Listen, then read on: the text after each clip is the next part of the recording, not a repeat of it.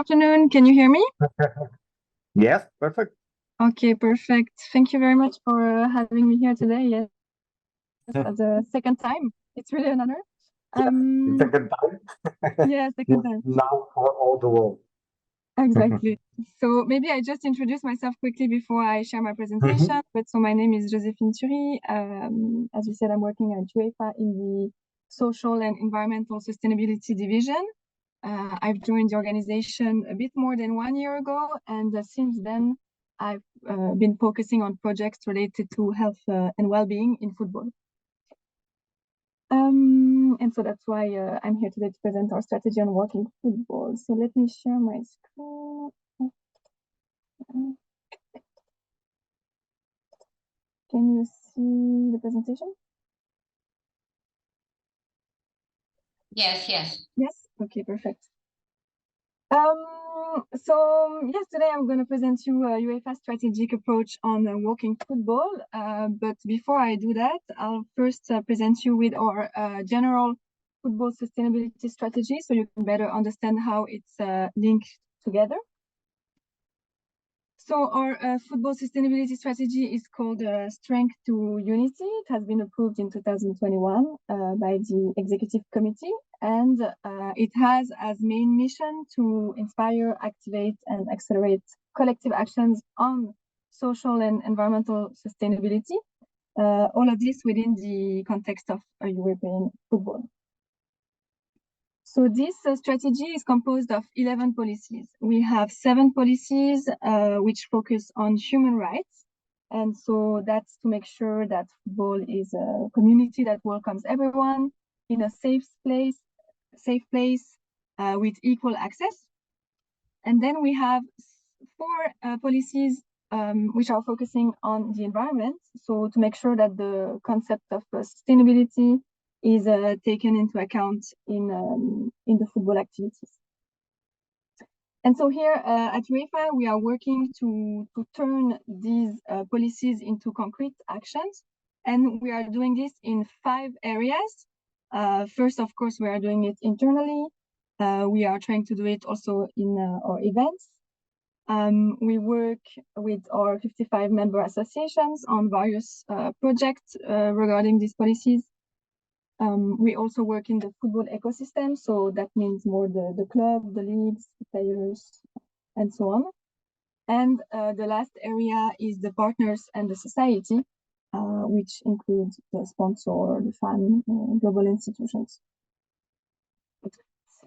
And so when it comes to the working football project, so it's under the health and well-being policy.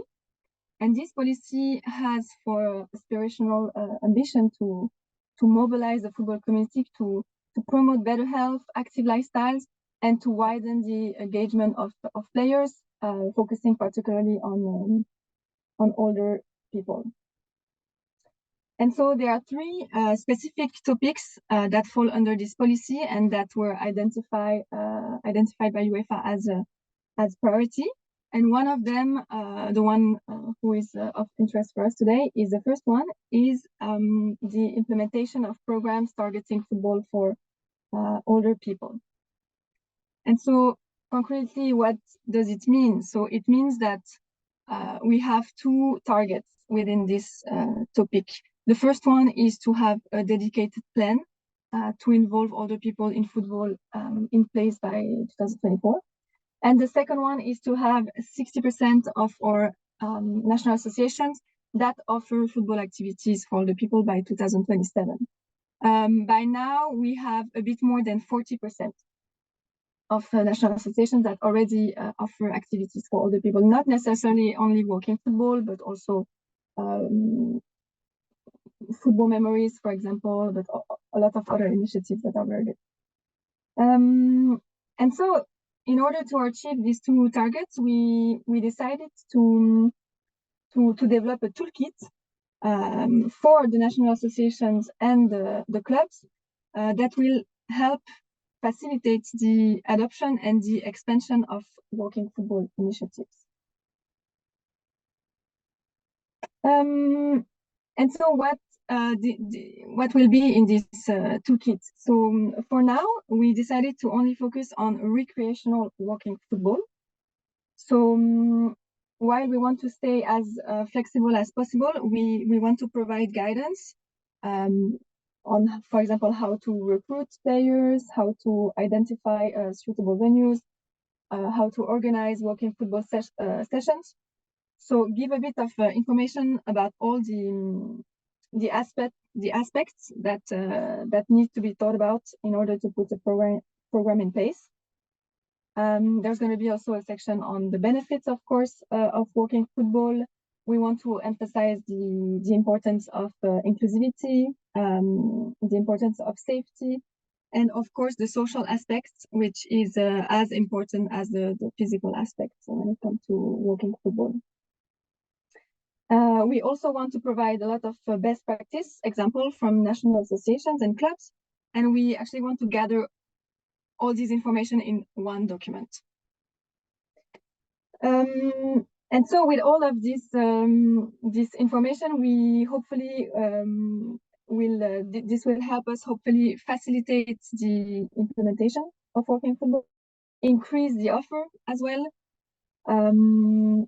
It will also hopefully help us standardize the practice, although we don't want to restrict what has been done so far. We just want to promote flexibility, but maybe it will still help a bit to standardize some parts of the practice.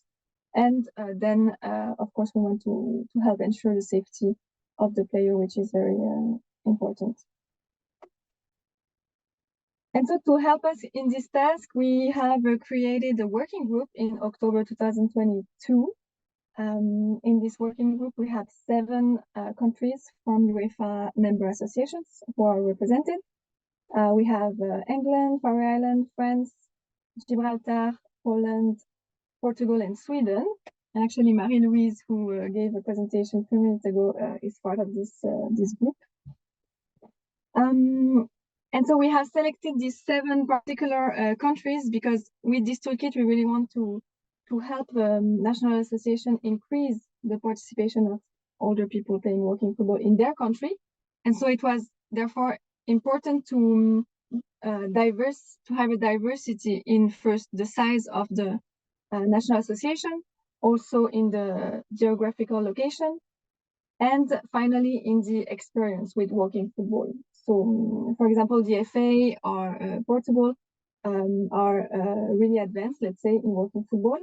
And on the other hand, Poland is a bit has done a bit less. So, but this is actually a good thing. So it can really help us understand all the aspects to consider for organizations, and yeah, so that we can national associations that don't have anything yet in place can use this toolkit, but also national associations that already have some programs of walking football.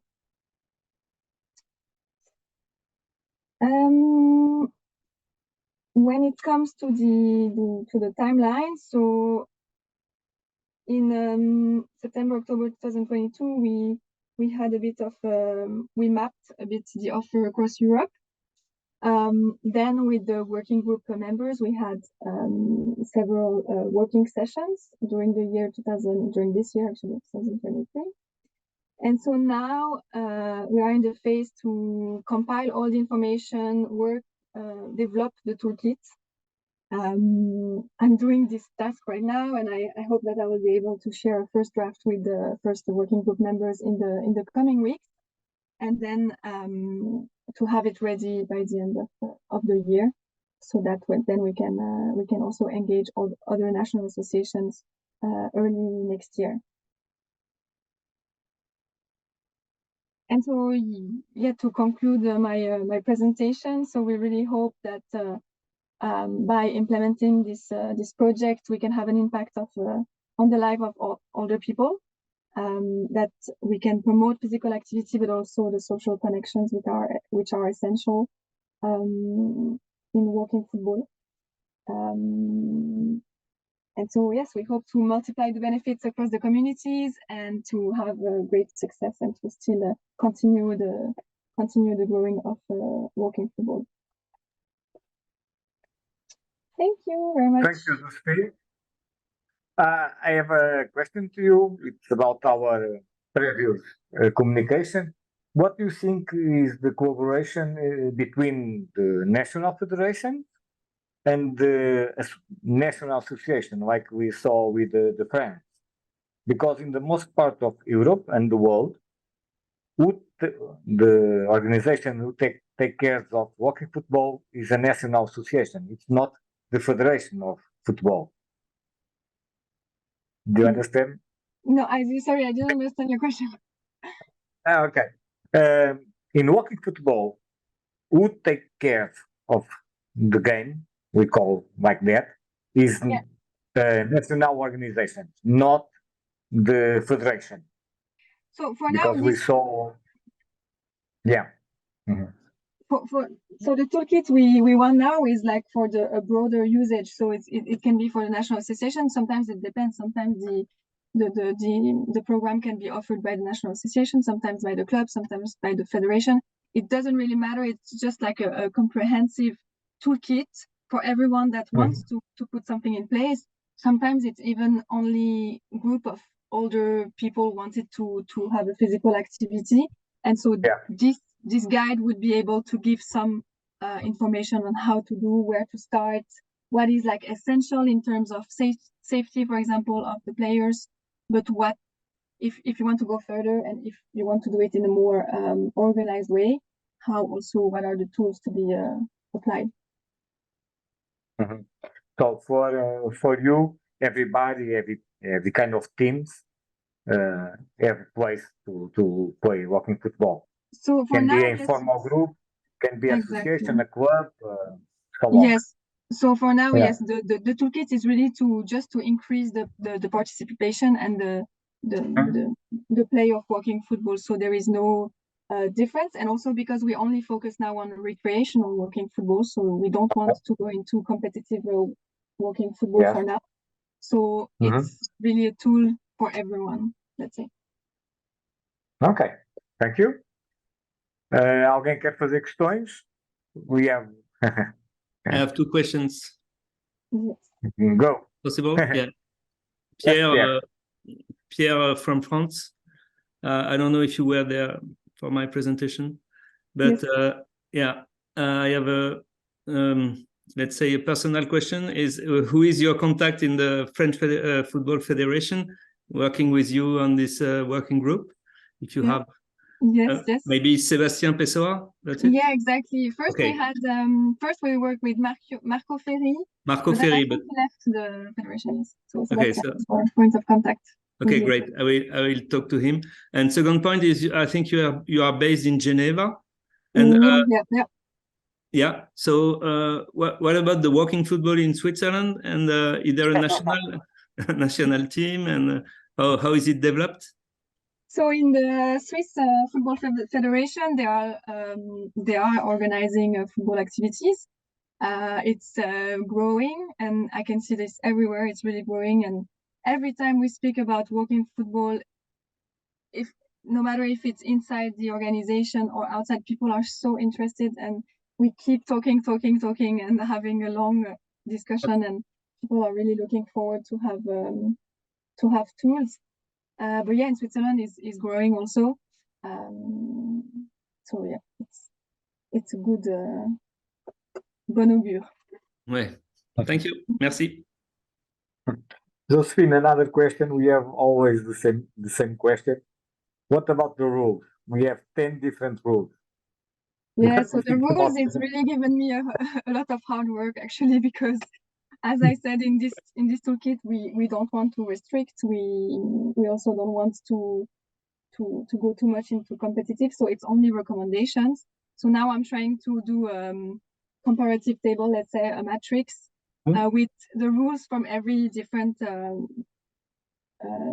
national associations that we discussed about during the working session. So England, Portugal, Sweden, and so on. So I'm trying to compare and to give the choice actually, because sometimes it's with goalkeeper, sometimes it's without. It's just so then the user of the toolkit can see that actually Of course, if it's competitive, it's going to be different, but to start a working football program doesn't need to have strict rules. Still, we can decide, we can adapt depending on how the players want to play, if they want to involve a goalkeeper or not, if they want to restrict the height of the ball. So it's really just to give the choice, to show everything that is out there and the different practices, and then to let people decide how they want to develop their own. Okay, thank you. Any more questions? Okay, so once more again, Joséphine, thank you. Thank you very much. And see you.